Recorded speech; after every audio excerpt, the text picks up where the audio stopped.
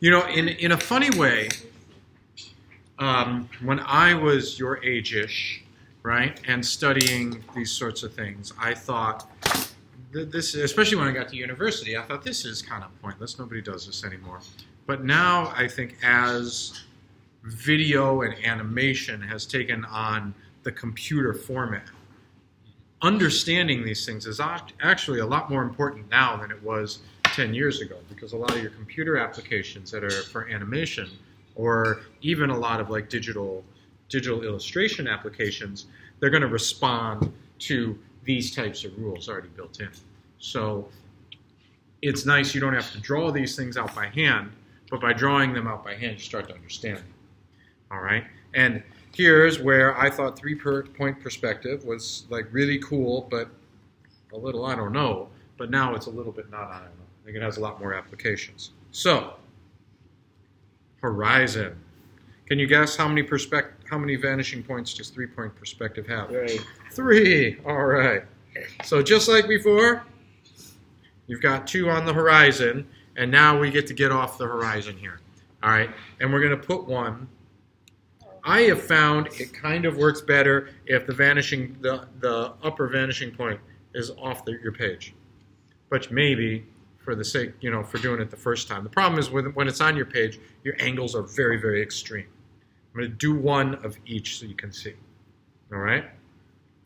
So, start with a horizontal line or vertical line that vanishes to your top, your upmost vanishing point.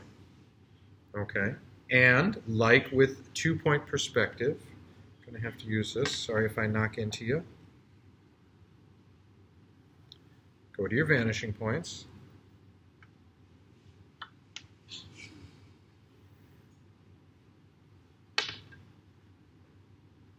Oops. Oh, yeah, that's what we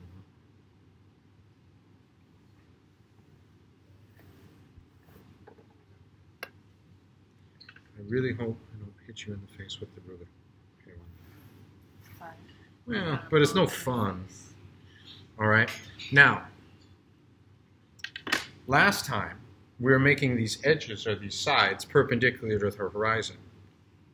But now, what we have to do is make them vanish to the upmost vanishing point, topmost vanishing point. Oh. All right. And see, this is why when it's off the page, it's nicer because it's going to end on this line. If your vanishing point is on the page, then it's going to kind of just be this big giant pyramid. Kind of like what we already have. So that's Right. how they make it look like buildings are going up into it. Yeah. Comic Con.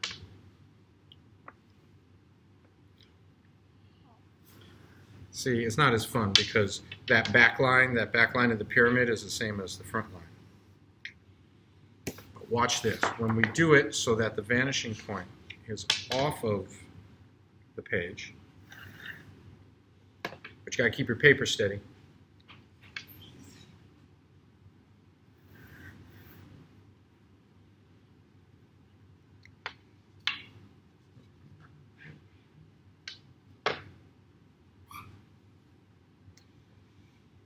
This end point. See, when these are not one and the same anymore. Oops, got my finger.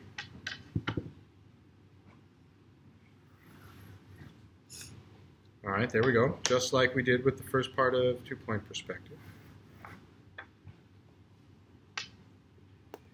Now, dig this. Ready? So, the edge of our line here, and it's not going. It's going to go towards this third vanishing point that is up off the page.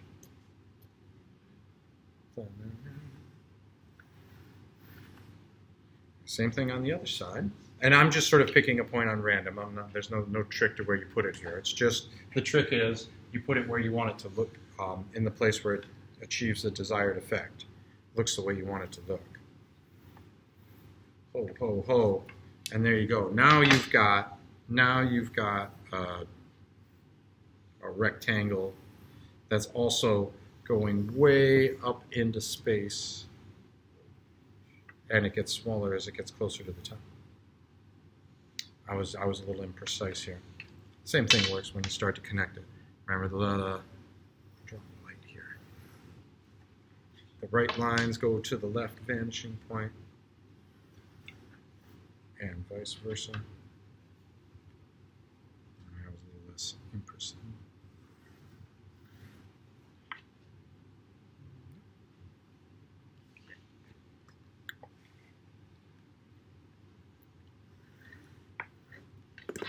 Oops, see, that's what happens when you're imprecise about things. But there's that back edge of your building. Pretty neato, eh? Like I said, I wasn't very precise about this one. But that's how three-point perspective works. You think you got it?